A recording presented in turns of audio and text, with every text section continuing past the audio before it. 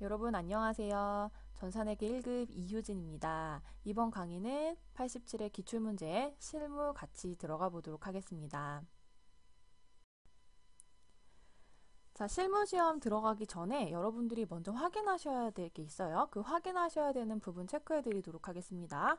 자, 먼저 회사명 체크할 거예요. 회사명은 왜 체크를 할 거냐면 여러분들 USB를 받아가지고 저희가 시험을 볼 거고 그 USB에 저장을 해가지고 저희가 제출을 하는데 혹시나 행여나 내가 받은 USB가 그 전에 기출문제일 수도 있잖아요. 프로그램 자체가. 그러니까 혹시 모르니까 자 우리가 프로그램 자체에 그 회사명과 시험지에 나와 있는 회사명 같은지 동일한지 확인하는 겁니다. 그래서 봉천산업입니다. 자, 그리고 우리가 회사명을 안다면 우리가 봉천이기 때문에 다음번에 문제에서 나오는 거래처 중에서 봉천산업이 아니면 다 거래처라고 보시면 돼요. 자, 그다음 뭐 하는 회사인지 볼까요? 자동차 부품을 제조해서 판매하는 중소기업이고요. 회계기간 1월 1일부터 12월 31일까지. 자, 2019년이라고 되어 있는데 87회 이 전산회계 1급이 지금 2019년도의 기출문제이기 때문에 그렇습니다. 그래서 문제 풀 때 기본적으로 그냥 2019년이라고 보시면 돼요. 자, 기본 전제 보겠습니다. 문제에서 한국재택국제회계 기준을 적용하도록 하는 전제 조건이 없는 경우에 일반회계 기업 기준을 적용하시면 되고요. 자, 보통 저희가 시험 문제 다 일반 기업 회계 기준 처리해서 시험을 보고 있습니다. 자, 그럼 첫 번째 문제 이제 문제 1번인데요. 자, 문제 1번 들어가기 전에 저희가 해야 될 게 있어요. 어떤 거 해야 되냐? 프로그램을 먼저 설치를 하셔야 됩니다. 그래서 이 기출문제에 관련된 프로그램 설치하는 거 같이 해보도록 하겠습니다. 자, 87회 전산회계 1급에 보시면요. 자, 설치 이렇게 하라고 되어 있네요. 파일.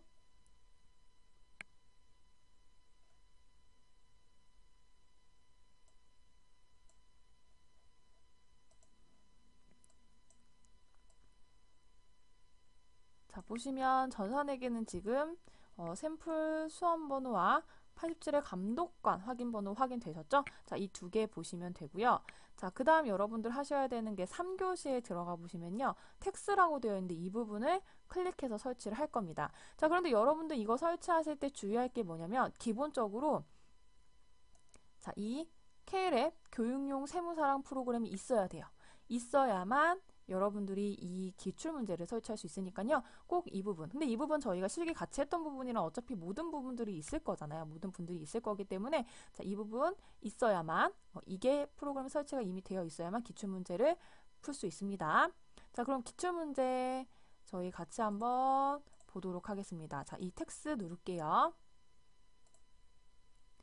자, 텍스 눌렀더니요. 자, 다음과 같이 화면이 뜹니다. 자, 이 화면에 저희가 입력할게요. 자, 먼저 샘플 수험 번호. 자, 이름. 설치하겠습니다. 자, 설치가 다음과 같이 됐습니다. 자, 여기서 이 A형 보실 거고요. 그 다음에 보시면은 감독관 확인 번호 2613이네요. 2613, 그 다음에 로그인 하도록 하겠습니다. 자, 회사명 확인되셨나요? 봉천산업이에요.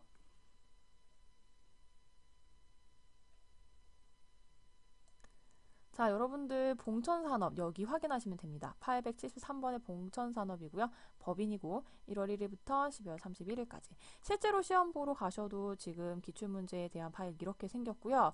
자, 여러분들 하단에 보시면요. 이론 문제 답안 작성하는 부분과 답안을 저장하는 버튼이 있습니다. 자, 여러분들 이론 문제 답안 작성을 클릭을 한번 해보시면 이론 1번부터 15번까지 번호 체크하시면 되고요. 그 다음에 실무시험 제일 마지막에 조회하는 문제에 대한 금액을 각각 적거나 아니면 뭐 거래처명을 적게 되어 있어요. 그래서 이 부분은 실기에 관한 거, 이론에 관한 거 작성하시고요. 자, 그 다음에 최종적으로 제출하실 때 답안 저장을 하시면 되는데 USB로 바로 저장이 됩니다. 노란색 버튼을 누르면 자, 그리고 혹시 내가 중간중간에 혹시나 이게 날아갈까봐 데이터가 저장되지 않고 컴퓨터가 꺼질까 불안하다 하면은 이 답안 저장을 계속 눌러주시면 돼요. 자, 그러면은 저희 실기 1번부터 시작하도록 하겠습니다. 자, 문제 1번입니다. 다음은 기초정보관리 및 정기분 재무제표에 관한 내용이다. 각각의 요구사항에 대하여 답하도록 하겠습니다. 정기분 원가명세서의 제조 수선비 330만 원 중에서 45만 원은 제조 부분 설비의 수선비가 아니라 영업 부분의 비품의 수선비래요. 자, 이 수선비 제조 거의 300은 이거는 어떤 거다? 본사 거다. 영업 부분이다. 그러면 800번대의 수선비래요. 정기분 재무제표 중에 이와 관련된 부분, 정기분 원가명세서와 정기분 손익계산서, 정기분 이익잉여구 처분계산서, 정기분 재무상태표를 모두 수정하라고 되어 있습니다. 자, 그런데 이게 사실은 둘 다 비용이거든요. 비용이에요. 비용 중에서 그냥 금액만 옮기면 되는 거야. 금액이 달라지지도 않았어. 그러니까 정기분 이익잉여금 처분계산서나 정기분 재무상태표는 손대실 게 없어요. 그럼 뭐만 손대냐? 정기분 원가명세서에서 수선비 330만 원 중에서 45만 원만큼 딱 떼면 285만 원인데요. 이 부분으로 수정하고 그다음 정기부 손익계산서에 와서 우리가 수선비를 45만 원으로 넣어주시면 됩니다. 입력해 보도록 하겠습니다. 자, 프로그램에 보시면요. 정기분 원가명세서를 먼저 수정을 할 건데 정기분 원가명세서를 먼저 수정을 해야 되는 이유가 뭐냐면 단기제품 제조원가를 만들어서 저희가 이 부분이 정기분 손익계산서의 매출원가에 들어가야 되기 때문에 정기분 원가명세서 먼저 마무리하셔야 됩니다. 자, 정기분 원가명세서 들어갈 거고요. 자, 여기에서 수정하라고 하는 거 수선비 330만 원이 아니라 45만 원 뺀 285만 원만큼이 지금 제조 부분에 대한 수선비다라고 이야기를 하고 있습니다. 자, 그럼 여러분들 뭐가 바뀌냐면 11번에 있는 단기 제품 제조 원가 금액이 바뀌어요. 291, 595, 000 이걸 여러분들이 시험지에 적어주세요. 시험지는 작성하셔서 가지고 나올 수 있거든요. 그래서 가채점이 가능하기 때문에 시간이 많이 남는다. 그림 그리셔도 돼요. 근데 나는 시간이 남아도 그림은 안 그렸으면 좋겠지만 거기에 그림을 그려도 누가 뭐라고 하지 않기 때문에 여러분들 이런 거 지금 단기 제품 제조원가의 금액 291, 959, 000은 작성하시고 그리고 저희가 직접 손익계산서 수정할 거예요. 정기분 손익계산서 보도록 하겠습니다. 자, 첫 번째 확인하셔야 되는 게 수선비를 먼저 하셔도 돼요. 뭘 해도 되냐면 수정을.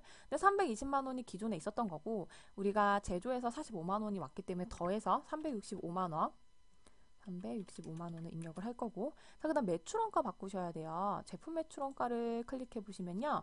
단기 제품 제조 원가가 지금 292로 되어 있는데 우리 아니잖아요. 291, 959, 000이었어요. 그래서 2억 9,195만 9천 원 이렇게 입력을 하셔서 매출원가 금액 자체를 바꾸셔야 됩니다. 자, 그러면 어쨌든 여기 우리가 45만 원 빠진 것만큼이 수선비에 포함이 되어 있기 때문에 단기순이익은 변동하지가 않아요. 그래서 이익잉여금 처분계산서나 재무상태표를 수정하실 필요는 없습니다. 딱 두 가지만 수정하면 1번 문제에서 첫 번째 문제 마무리가 됩니다. 자, 이 큰 문제 1번은 절대 틀려서는 안 되는 문제예요. 그냥 10점짜리를 너 다 10점 맞게 해줄 거야 라고 주는 문제이기 때문에 절대 틀려서는 안 돼요. 자, 두 번째 문제 보겠습니다. 다음은 신규 거래처이다. 거래처 등록 메뉴에 신용카드 탭에 추가 등록하세요. 진짜 친절하잖아요. 내가 거래처 등록에 들어가서 신용카드 탭에 그냥 다음을 입력해까지 나와 있어. 얼마나 친절합니까? 자, 그래서 이 부분 같이 입력을 해보도록 하겠습니다. 자, 거래처 코드 99606에 입력할 거예요. 수협 카드입니다. 카드 번호 나와 있고요. 매입이고요. 그 다음에 결제 계좌 나와 있고 카드 종류가 사업용 카드래요. 자, 어디에서 입력하죠? 거래처 등록 메뉴.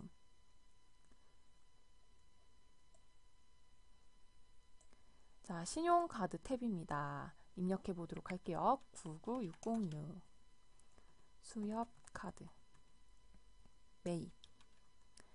자, 카드 번호 입력하겠습니다. 자, 바까지 같이 입력하시면 돼요. 자, 카드 종류 사업용. 그 다음에 결제 계좌 볼까요?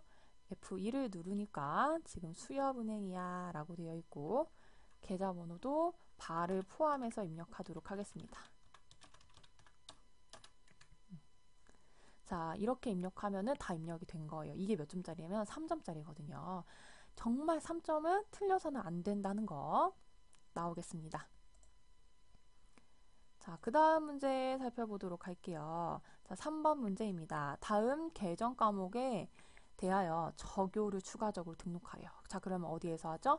계정 과목 및 적요 등록이라는 메뉴에 들어가서 입력을 할 거고요. 자, 코드가 506번 재수당이라는 코드에 대체적으로 6번과 7번을 각각 입력을 해보시면 되겠습니다. 자, 들어가 보도록 할게요.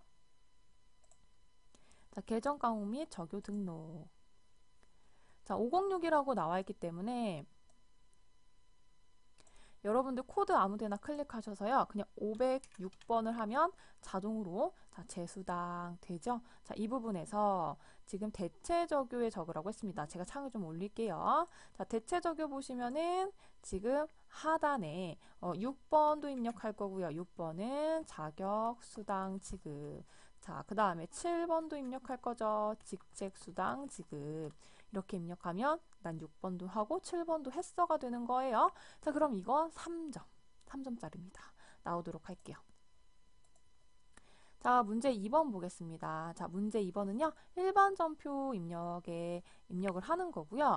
자, 여기 문제 2번의 일반 점표는요. 무조건 부가세 고려하지 않고 입력을 하는 문제가 되겠습니다. 자, 입력 시 유의사항 한번 같이 살펴보도록 할게요. 일반적인 적요의 입력은 생략할 거예요. 그런데 타계정 대체 거래는 꼭 적요 번호를 선택을 할 거고요. 안 하시면 감점입니다. 채권 채무와 관련된 거래는 별도의 요구가 없는 한 반드시 기 등록되어 있는 거래처 코드를 선택하는 방법으로 거래처 명을 입력을 할 거고, 제조경비 500번 때 판관비 800번 때 코드 쓸 거예요. 코드 잘못 쓰시면 오답입니다. 회계 처리 시 계정 과목은 별도 제시가 없는 한 등록되어 있는 것 중에 적절한 거, 여러분들이 만들지 말고 적절한 거 사용하시면 되겠습니다. 자, 그럼 1번 문제부터 같이 보도록 하겠습니다. 7월 2일 마진 상사에 지급할 외상매입금 1,500만 원 중에서 50%는 3개월 만기 약수금을 발행해서 지급을 했고요. 나머지는 면제를 받았다라고 합니다. 자, 그럼 외상매입금 갚아야 되는 돈이에요. 그러면 원래 발생할 때 대변에 발생한 거니까요. 차변으로 보낼 겁니다. 차변에 외상매입금, 거래처 코드, 마진 상사. 왜냐면 채권과 채무에 대해서 우리 거래처 코드를 걸어야 되잖아요.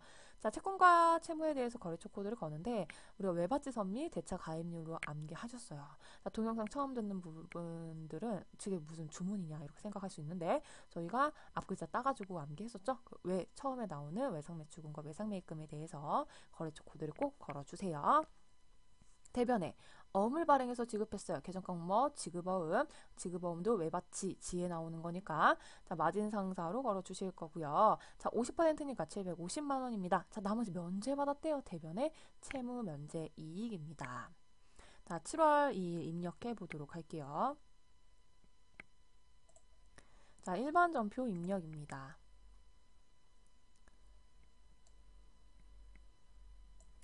7월 2일. 자, 구분 차변에 외상매입금, 자, 마진 상사. 적요 안 쓰셔도 돼요. 1,500만 원. 대변에 지급어음. 자, 마진 상사 750만 원. 대변에 채무 면제 이익. 자, 이 금액이 750만 원입니다.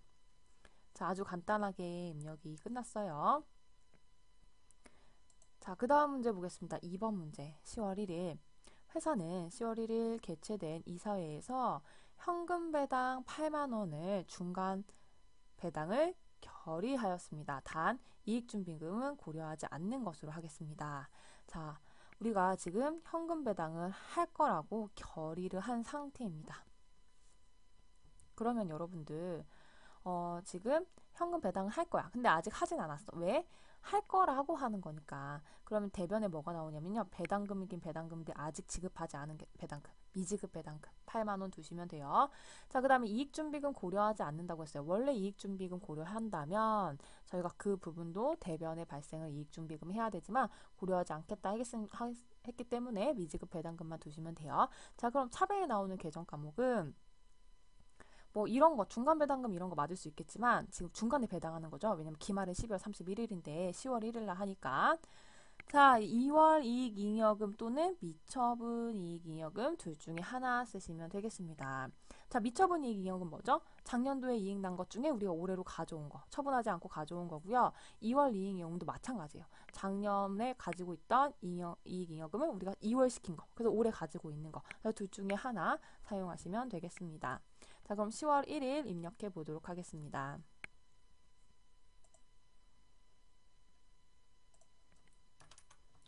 자, 여기에서는 2월 이익잉여금을 쓰기를 바란 것 같아서 저도 2월 이익잉여금으로 사용을 하도록 할게요.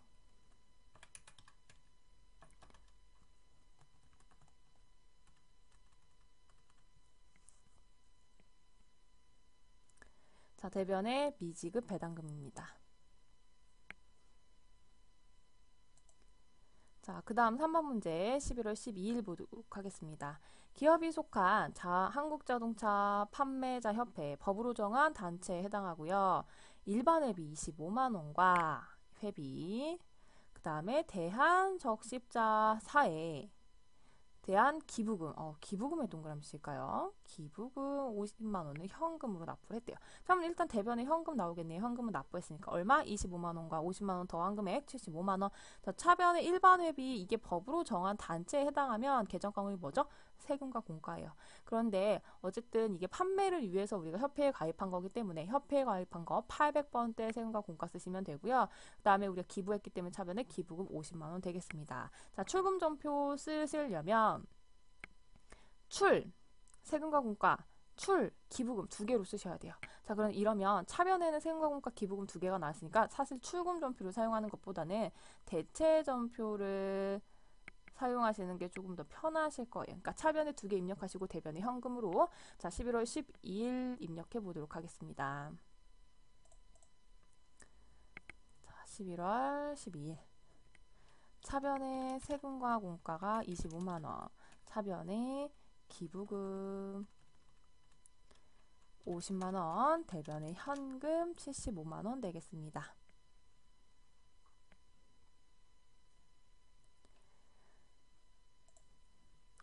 그 다음 문제 보겠습니다. 4번 11월 28일 8월 1일에 선적해서 미국 에이스 코퍼레이션에 수출한 제품에 대한 외상 매출금을 회수를 하여 원화로 당사 보통예금 계좌에 입금이 됐다라고 합니다. 그러니까 선적은 이미 물건은 보낸 거고요. 돈을 지금 받은 거예요. 그럼 선적한 날짜에 우리가 외상 매출금을 계상을 했을 거예요. 자, 얼마로 계상을 했는지 보도록 하겠습니다. 자, 8월 1일에 선적을 했으니까 8월 1일에 환율로 우리가 외상 매출금이 잡혀 있겠죠. 외상 매출금이 2만 달러예요. 자, 그러면은 2만 달러인데, 자, 외상 매출금 얼마인지 볼게요. 외상 매출금 2만 달러니까 곱하기 1,100원을 하겠습니다. 선적일 환율로. 그러면 2,200만 원. 근데 현재 11월 28일 날 받았을 때 환율이 떨어졌어요. 실제 받은 날 2만 달러를 1,070원에 받았네요. 2,140만 원입니다. 자, 그럼 차이가 얼마죠? 60만 원만큼 어떻게 본 거야? 빨간색으로 손실 본 거예요. 왜? 우리가 1,100원에서 얼마로 떨어졌죠? 1,070원으로 떨어졌기 때문에. 가만히 있어서 환율이 떨어졌어. 환율이 높아져야 내가 돈을 받을 때 중요한 건데. 자, 손실이니까 차변에 들어온 돈 보통예금 2,140만 원, 대변에 외상매출금 거래처 코드 걸어주셔야 되죠. 2,200만 원입니다. 차이 나는 부분보다 외환차손, 외환차손 60만 원이고요. 외환차손과 외환환산 손실과는 절대 헷갈려 하시면 안 돼요. 외화 환산 손실, 외화 환산 차익, 차손 이런 거 어디서 나오는 거죠? 기말 결산 때만 나오는 거예요. 환산해서 손실 본 거야 이거. 외환 차손, 외환 차익은 내가 정말 실제로 돈을 받았을 때 생기는 그런 환율의 차이로 발생한 겁니다. 그래서 차변을 외환 차손이에요. 자, 입력해 보도록 하겠습니다. 11월 28일 차변에 통장에서 돈 받았어요. 공이 하나가 빠졌네요. 자, 대변에 외상 매출금 받은 건데 이게 지금 미국 에이스 코퍼레이션 이 금액이 원래 잡혀 있는 게 2,200만 원. 그래서 차변에 외환 차손 발생을 했고요. 이 금액이 60만 원 되겠습니다. 자, 저처럼 지금 차변하고 대변하고 차변하고 하셔도 돼요. 중요한 건 뭐냐? 대차 차익만 뜨지 않으면 돼. 차변의 합계 금액과 대변의 합계 금액이 동일하게만 하면 오류가 아니기 때문에요. 저처럼 입력하셔도 됩니다. 이러면 조금 더 외환 차손을 뭐라고 할까? 정확하게 계산할 수 있겠죠. 우리가 차변에 2,140을 하고요. 대변에 외상 매출금을 2,200만 원 금액 고치면 차변에 어떤 계정 과목을 썼을 때 차변의 금액 자체가 딱 떠버리거든요. 그럼 저희가 정말 실제로 계산한 60만 원과 프로그램이 계산해준 60만 원이 동일한지도 확인이 가능합니다. 자, 5번 문제 보겠습니다. 12월 2일 본사 영업부 직원 김 부장 씨가 출장에서 돌아와 6월 25일에 회사에서 지급한 출장비 가지급금 50만 원에 대해 실제 사용한 교통비 및 숙박비 47만 5천 원과 정산하고요. 잔액은 현금으로 회수했대요. 회사 입장에서 돈 받은 거예요. 가지급금에 대한 거래처를 입력하도록 하겠습니다. 자, 그러면 12월 2일 출장에 갔어요. 출장에서 쓴 게 얼마야? 47만 5천 원이야. 그래서 여비교통비, 출장 가면 저희가 사용한 거 47만 5천 원은 여비교통비로 처리를 하는데요. 본사 영업부라고 했기 때문에 여러분들 판매비와 관리비 쓰시면 되고요. 그 다음에 대변에 가지급금 얼마 가져간 거죠? 50만 원 가져간 거예요. 돈을 지급했을 때 이 출장비 지급 시에 차변에 가지급금 다녀와 라고 하는 거고 그다음 대변에 현금 이렇게 지급하는 거거든요. 가지급금 이 출장에 관련된 부분에 대해서는 보통 거래처 코드를 누구한테 걸죠? 이름으로 걸어요. 이름. 그러니까 여기에 김 부장이라고 걸었을 겁니다. 그리고 이 문제에서도 거래처 입력해라 라고 했기 때문에 김 부장이에요. 그럼 이거 차변에 있던 거 이제 출장 갔다 왔으니까 어디로 가는 거죠? 대변으로 가는 겁니다. 자, 그러면은 5만 원, 2만 5천 원의 차이가 날 거예요. 50만 원 줬는데 47만 5천 원만 사용을 했으니까. 그래서 이 2만 5천 원은 어떻게 회수했다? 현금으로 회수했다. 차변에 현금입니다. 입금전표 쓰시면 안 돼요. 왜? 차변에 여비교통비 하나가 더 있기 때문에. 입금전표 안 되고요. 꼭 대체전표 사용하셔야 됩니다. 12월 2일 입력할게요.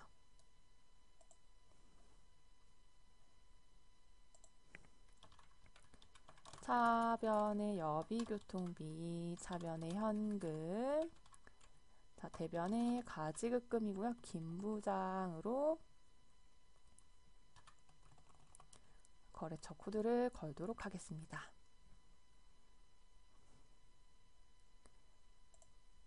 자, 일반 전표 마지막 문제입니다. 12월 8일 회사가 보유 중인 자기 주식 모두를요 1,200만 원에 처분을 했고요. 매각대금은 보통 예금으로 입금이 됐습니다. 처분 시점의 장부가액은 1,325만 원이에요.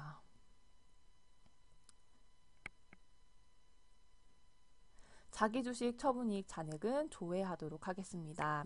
자, 일단 자기 주식을 처분하고 보통 예금 받았어요. 그럼 대변에 자기 주식이 나올 건데 이때 나오는 금액 뭐냐면 장부금액. 장부에 잡혀있는 가액이 있을 거 아니에요. 장부가액을 없애줘야 저희가 실제로 없어지는 거니까. 자, 그 다음에 차변에 보통 예금 1,200만 원을 받았다라고 했어요. 그럼 원래 차이 나는 부분만큼을 125만 원인데 우리가 차변에 있으면 처분 손실이죠. 자기 주식 처분 손실을 인식하는 게 맞아요. 그런데 우리 주식 자본 같은 경우에도 주식을 추가로 발행하면요. 주식 발행 초과금이 있었는지 주식 발행 할인 차금이 있었는지 먼저 조회한 다음에 저희가 차이 나는 부분을 조정을 하거든요. 이것도 마찬가지입니다. 주식에 관련된 부분이니까 혹시나 차변에 자기 주식 처분 손실이 오기 전에 자기 주식 처분 이익이 있다면 이익은 원래 대변에 있는 거잖아요. 대변에 있는 건데 이게 있다면 차변에 먼저 없애주고 손실을 만드셔야 돼요. 조회를 하도록 하겠습니다. 자, 12월 8일이잖아요. 여러분들 프로그램 들어가시면요. 합계 잔액 시산표 있어요. 자, 여기에서 12월 8일을 한번 조회해 보도록 하겠습니다.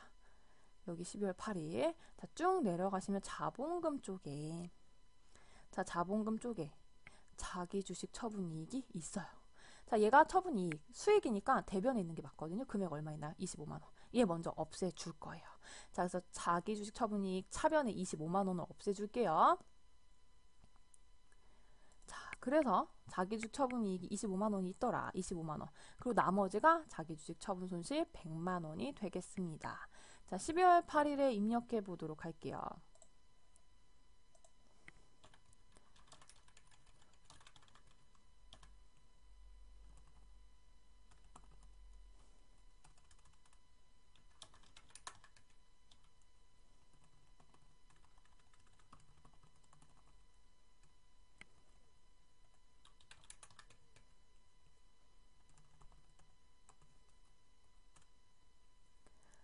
자, 다음과 같이 입력을 했습니다. 차변, 대변, 차변, 차변으로 입력을 했고요. 저희가 같이 한번 살펴보면은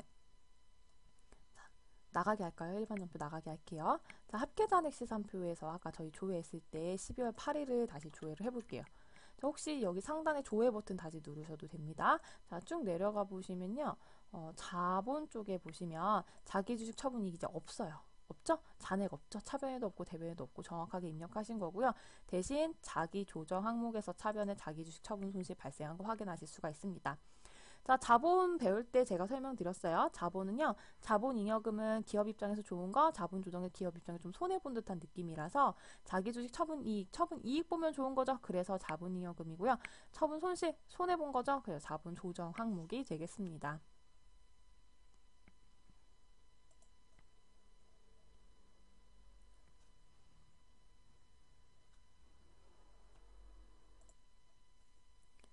자, 문제 3번에 메인 매출 점표 입력 한번 보도록 하겠습니다. 자, 이제 문제 3번에 나오는 6문제는요. 여러분들 메인 매출 점표에 무조건 입력을 하시는 거고요.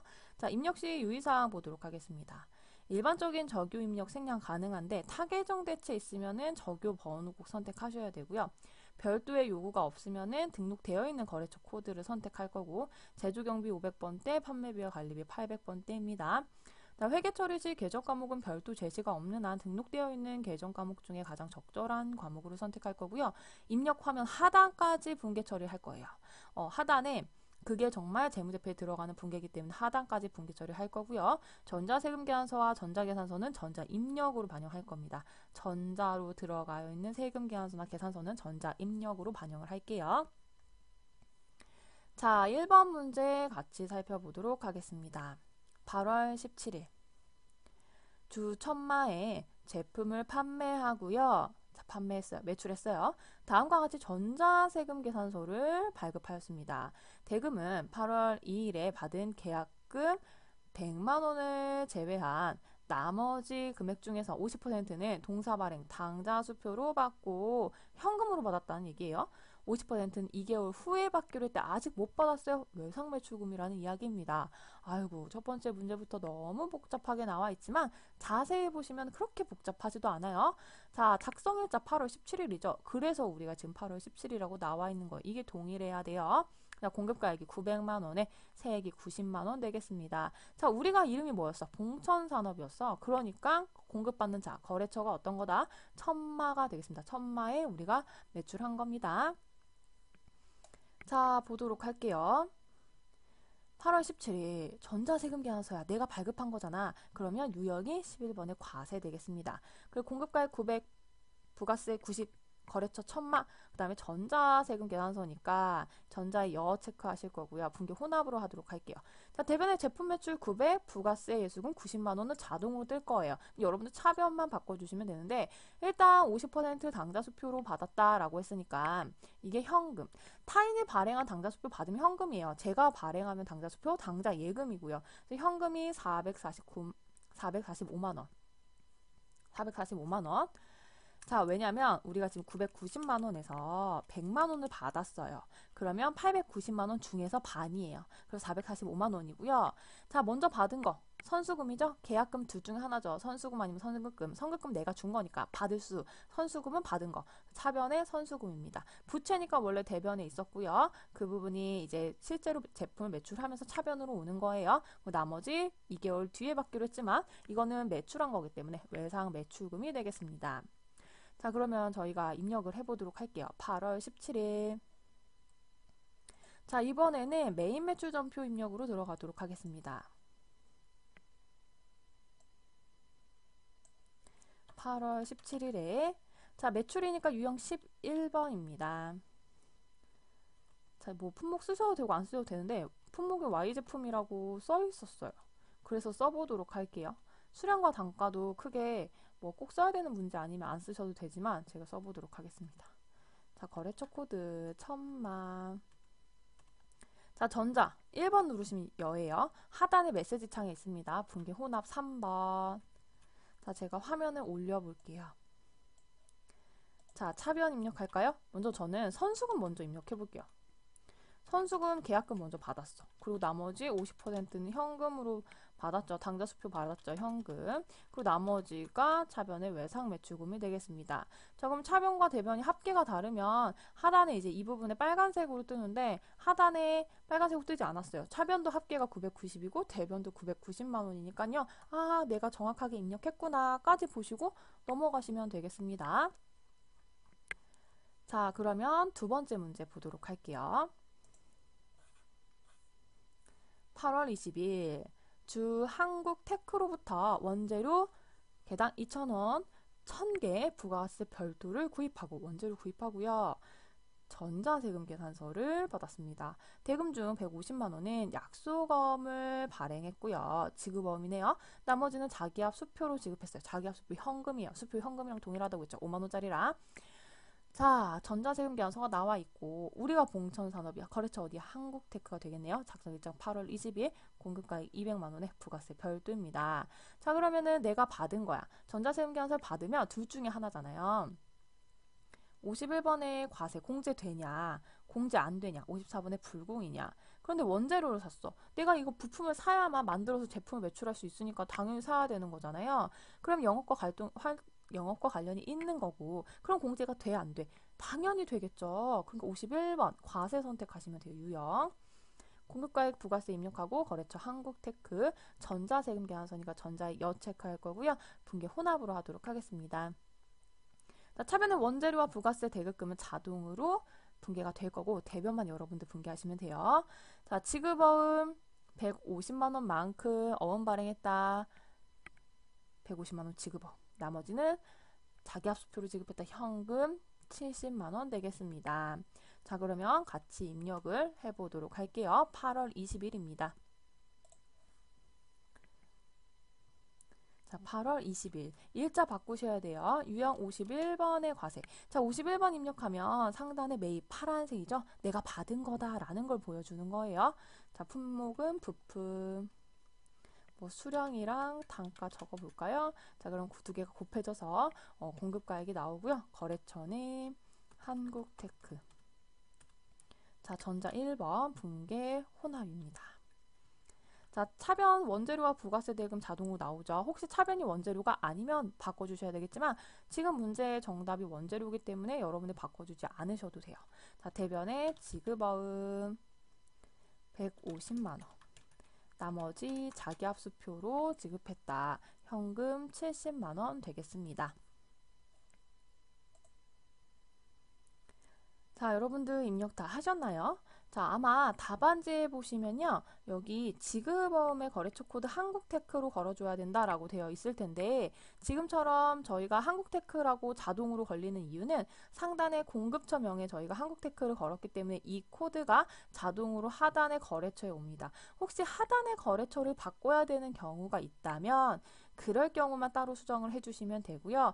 한국테크가 모두 다 동일하다면 따로 거래처는 신경 쓰지 않으셔도 되겠습니다. 자, 거래처 코드 신경 써야 될 때 어떨 때죠? 내가 혹시 세금 계산서를 발행을 하고 그다음에 카드로 수취를 했다 돈을 그러면 카드에 대한 거래처 코드를 바꿔준다던가 뭐 그럴 경우 아니면 내가 어음을 배서양도를 했다라는 경우에는 대변에는 받을어음이 오면서 받을어음 그 내가 받은 어음에 대한 거래처를 바꿔주는 그런 행동만 하시면 됩니다.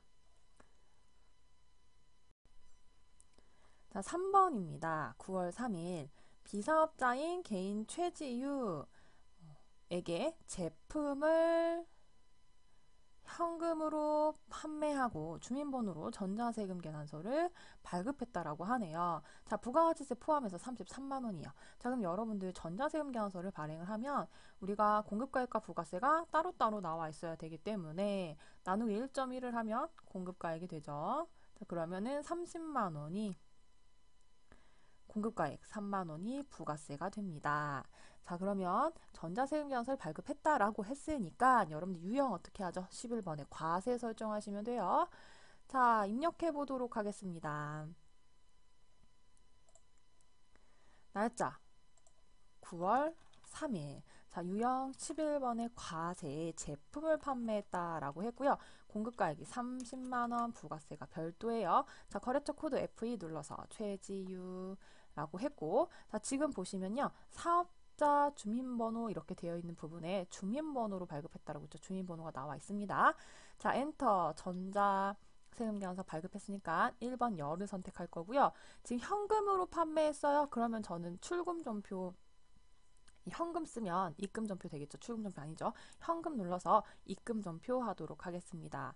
자, 혼합전표 누르셔도 돼요. 혼합 누르셔도 되고요. 자, 그럼 차변에 현금을 써주시면 되겠죠. 자, 그런데 현금 하면 입금전표가 되면서 지금 제품 매출이 어떻게 차변에 현금으로 들어온 거야 라는 걸 보여주는 거죠. 자, 이렇게 3번 마무리 하겠습니다. 자, 그러면은 이번에는 4번 문제 같이 보도록 할게요. 자, 10월 1일 구매 확인서에 의해 그럼 이거 뭐야? 영세율이다 라고 여러분 딱 생각하셔야겠죠? 수출용 제품에 대한 원재료를요 봄날로부터 매입하고 영세율 전자세금 계산서 발급받았어요. 자, 매입 대금 중 1,300만 원은 운천으로부터 받아 보관 중인 약수거음 뭐 했대? 배서 양도했대요. 나머지 금액은 6개월 만기의 당사 발행 약속 어음으로 지급했다라고 합니다. 자, 그럼 여기서 중요 포인트는 이제 배서 양도가 뭔지를 알아야만 여러분들이 문제를 풀 수 있다라는 거. 이걸 모르면 문제를 못 풀어요. 자, 이거 운천으로부터 받아 보관 중인 약수거음 보도록 하겠습니다. 이 부분. 차변과 대변이 있을 때 제가 매출을 해요. 이게 1,300만 원. 물론 이제 부가세가 있겠지만 부가세는 예시니까 빼도록 하겠습니다. 어음을 받아서 보관했던 거예요. 받을 어음이겠죠. 자, 그럼 여기에 운천이라고 우리가 거래처 코드를 걸었을 거라고요. 자, 이 받을 어음 다른 색깔로 하겠습니다. 자, 이 받을 어음을 누구한테 주는 거야? 만기까지 기다리지 않고 누구한테 준다? 봄날에 주는 거예요. 봄날에. 그러니까 자, 받을 어음 어떻게 가? 대변으로 가. 운천 1,300만 원. 왜? 얘가 배에서 양도했기 때문에. 그래서 거래처 코드가 봄날이 아니잖아요. 거래처 코드 바꿔주셔야 돼요.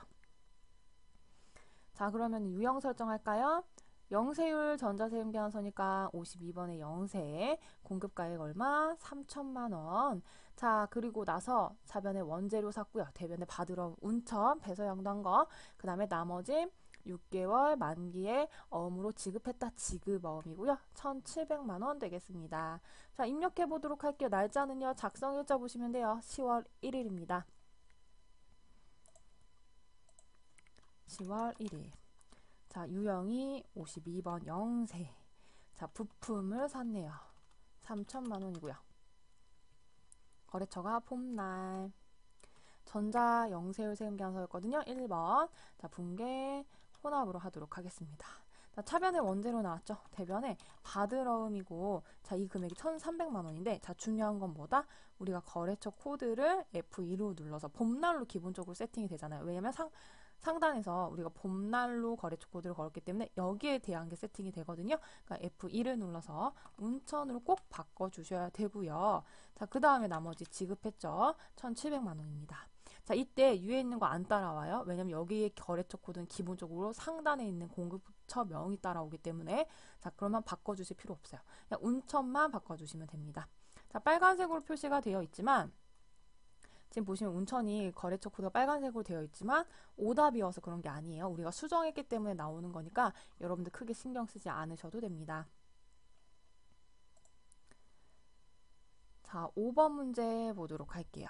10월 9일 영업부 직원의 교육을 위해서 도서를 구입했고요. 교보문고로부터 다음과 같이 현금 영수증을 받았어요. 자, 이 말뜻은 내가 현금으로 지급했다라는 겁니다. 자, 10월 9일이고요. 금액이 30만 원. 근데 여러분들 이 도서는 과세예요, 면세예요? 과세, 면세, 책 구입하고 책 대여하는 것보다 면세예요. 면세니까요. 여기에 부가세라는 이야기가 전혀 없어요. 그쵸? 여기 영수증에 부가세에 대한 얘기가 있나요? 없거든요. 다음 현금 영수증이면서 면세다. 현면 선택하셔야 되고요. 공급가액 30만 원 되겠습니다. 자, 차변의 도서 인쇄비, 대변의 현금이에요. 자, 현금 하시면 되겠습니다. 자, 이 문제에서는 영업부 직원의 교육을 위해라고 했으니까 교육 훈련비도 인정해주고 있지만 도서를 구입한 것에 포인트를 좀 두자면 도서 인쇄비가 정답이 될 것 같습니다. 여러분 도서 인쇄비로 할게요. 자, 10월 9일 입력하겠습니다. 자, 날짜 9일로 바꿔주시고요. 유형 62번에 현금 영수증 면세. 자, 거래처가 교보문고고. 자, 분계 1번 현금으로 하도록 하겠습니다. 자, 영업부 직원이니까요. 800번대에 도서 인쇄비 쓰시면 되겠네요. 자, 그 다음 마지막 메인 매출 전표 마지막이죠. 6번 문제 같이 보도록 하겠습니다. 자, 10월 20일 매출거래처 주경원으로부터 외상 매출금을 회수하면서 약정 기일보다 10일 빠르게 회수돼서 2% 이거 할인 뭐야? 매출 할인 해주는 거잖아요. 해주고요. 자, 전자세금 견서를 마이너스로 발행했대요. 아, 원래 사실은 이런 얘기가 없으면 매출 할인 해주는 거구나 라고 생각할 텐데 매출 할인 계정 과목 안 쓸 건가 봐요. 마이너스 전자세금 견서를 발행했다라고 하고요. 외상매출금 회수분계는 생략을 할 거고요. 마이너스 계산서 발급 부분만 매일 매수 전표에 입력을 하고 제품 매출 계장에서 직접 차감하는 방식으로 분계하도록 하겠습니다. 자, 외상매출금이 있었다라는 것은 대변에 제품 매출이 있었고요. 대변에 제품 매출 미리 매출한 거죠. 550이니까 500. 그리고 부가세 예수금이 50이 있었을 거고 차변에 외상 매출금이 550이 있었겠죠. 이런 상태여서 우리가 이걸 회수하면서 2% 할인해 줄 거니까 계산을 하면 여기에 2%를 계산하면 11만 원이에요. 자, 그러면 이대로 그대로 우리가 제품 매출 계정에서 직접 차감하는 방식으로 마이너스 세금 계산서 발행을 하라고 하니까 위에 있는 그 계정 과목 그대로 가져오셔서요. 앞에 마이너스만 붙이시면 됩니다. 외상 매출금이 마이너스 11만 원이에요. 550만 원 2%, 제품 매출은 500만 원에 2% 마이너스 10만 원, 그 다음에 부가세 예수금은 50만 원에 곱하기 2% 만 원. 앞에다 마이너스 붙여서 발행을 할게요. 자, 세금 계산서를 발행했다고 했으니까 전자세금 계산서를 발급했다라고 했으니까 유형은 11번의 과세인데 공급가액과 부가세 입력할 때 다 앞에다 마이너스 붙여서 입력을 하도록 하겠습니다. 자, 입력해 볼게요. 10월 20일. 자, 이 문제는 살짝 어려웠던 문제예요. 자, 유형 11번의 과세. 자, 품목은요. 뭐 매출 할인 정도 되겠죠. 우리가 할인해 줄 거니까 공급가액 앞에 마이너스 붙이고요. 10만 원. 매출거래처 경원으로부터 전자 1번, 분계는 2번. 외상으로 해볼까요? 물론 혼합으로 하셔도 돼요. 외상으로 하시면 자동으로 마이너스가 붙어서 우리가 확인이 됩니다. 자, 문제 4번 보도록 할게요. 이제 큰 문제 4번. 일반 전표나 혹은 메인 매출 전표 중에서요, 저희가 잘못된 게 있으면은 수정을 하거나 오류를 찾아내서 입력하는 문제가 되겠습니다. 자, 8월 10일.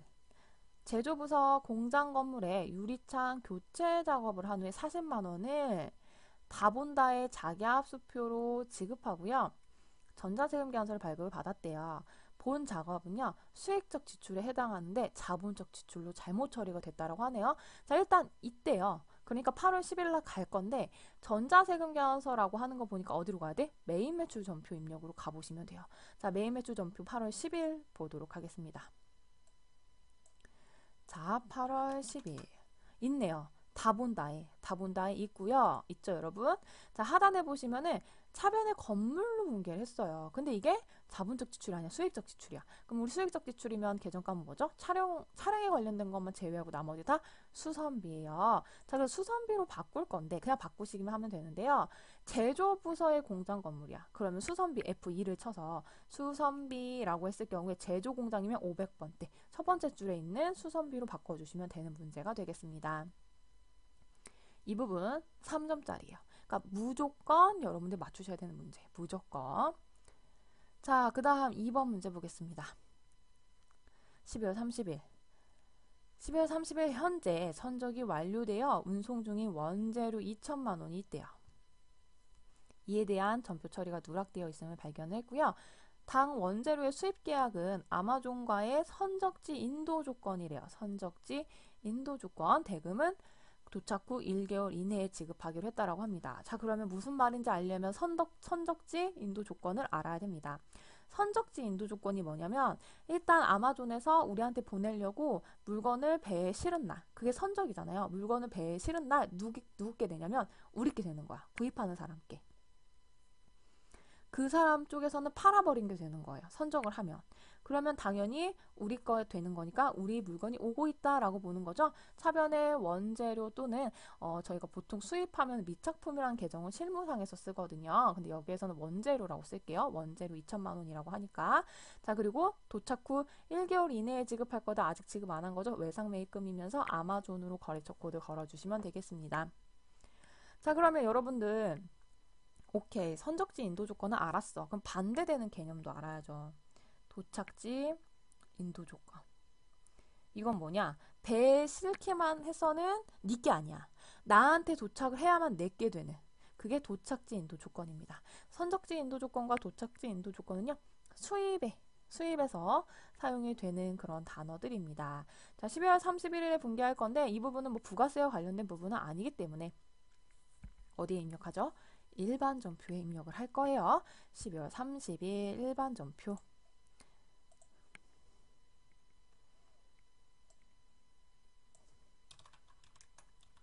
차변의 원재료 2천만 원, 대변의 외상매입금 거래처가 아마존.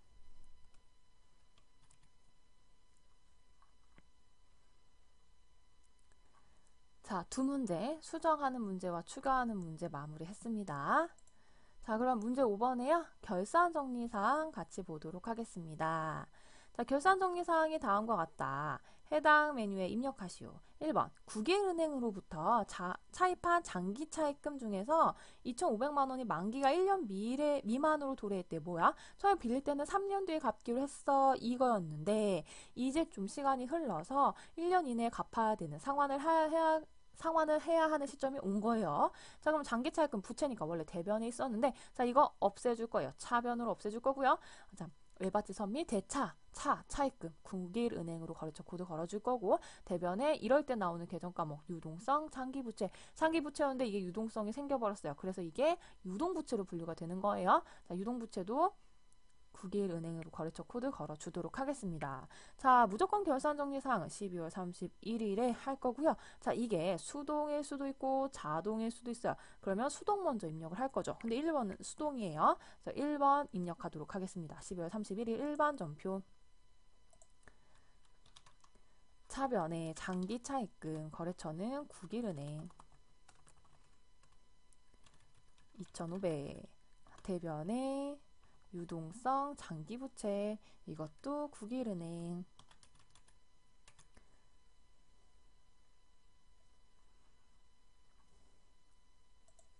자, 그 다음 문제 보겠습니다. 2번 2019년 9월 1일 1년분 이렇게 해서 1년 기간이 나왔어요. 판매 관리비인 임차료가 아까 800번대라는 거야. 판매 관리비니까 1,800만 원 현금으로 지급을 하고 비용으로 처리를 했대요. 월할 계산하래요. 자, 그럼 처음에 어떻게 우리가 분개했는지 볼 거야. 비용으로 처리했다는 건 차변의 임차료가 1,800만 원. 대변에 현금 1,800만 원을 줬다라는 거죠. 자, 그럼 이때 결산, 월할 계산하라고 했는데 이때 준 임차료 비용으로 되어 있기 때문에 결산 12월 31일에는 차변이 뭐가 나와? 먼저 준 게 나와야죠. 내년 거. 그 다음에 대변에는 차변에 있던 거 대변으로 가니까 임차료가 나와야 돼요.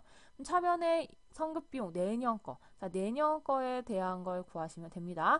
자, 1년분인데 내년 거는요. 1월부터 8월까지 총 8개월만 내년 거예요. 자, 계산해 보도록 하겠습니다.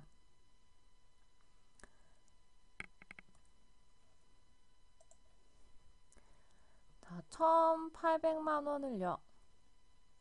곱하기 12분의 8이 내년 거니까. 자, 그러면은 1,800만 원을 나누기 12 하면 한 달에 150만 원. 여기서 8이니까 1,200만 원이 되겠네요. 임차료 1,200만 원. 자, 일반 전표. 이거 수동이기 때문에 일반 전표에 입력을 할게요. 제가 왜 8로 계산하는 줄 알죠? 차변에 성급 비용이 결산 때 나와야 되니까 내년분에 대한 거. 그러니까 2020년 1월부터 8월까지 8개월 계산한 거예요. 자, 12월 31일 입력하겠습니다. 차변에 성급 비용 1,200만 원. 대변에 자, 임차료를 검색하시면요. 800번대 쓰셔야 돼요. 판매비와 관리비에 해당한다고 했으니까 800번대 임차료. 자, 그 다음에 3번 문제 보겠습니다. 기말 결산일 현재 현금과 부족 계정의 원인을 밝히지 못했대요. 자, 근데 금액이 안 나왔어. 그럼 어떻게? 조회할 거야. 어디서? 합계잔액 시산표. 합계잔액 시산표. 이거 저희가 줄여서 합잔이라고 보통 부르거든요. 그래서 합계잔이라고 썼는데 합계잔액 시산표예요. 12월 31일 조회할 겁니다. 자, 보겠습니다. 자, 프로그램에서요. 합계잔액 시산표를 들어가서 자, 엔터 치시면은 12월 31일이 조회가 돼요. 그럼 현금과 부족 한번 찾아볼까요? 보이세요? 현금과 부족? 자, 그런데 지금 대변에 발생했어요. 그래서 차변이 마이너스거든요. 안 맞는 거야. 그러니까 대변의 금액이 37만 원이 있었어요. 그러니까 이거 잘 모르겠다. 전 모르겠는데요. 그럼 더블 클릭 한번 해보세요. 자, 그러면 10월 2일 날 대변에 37만 원이 발생했어. 원인을 모르겠대. 그럼 이거 어디로 가야 돼? 현금과 부족? 차변으로 가야 돼. 왜? 이제 없애줄 거니까.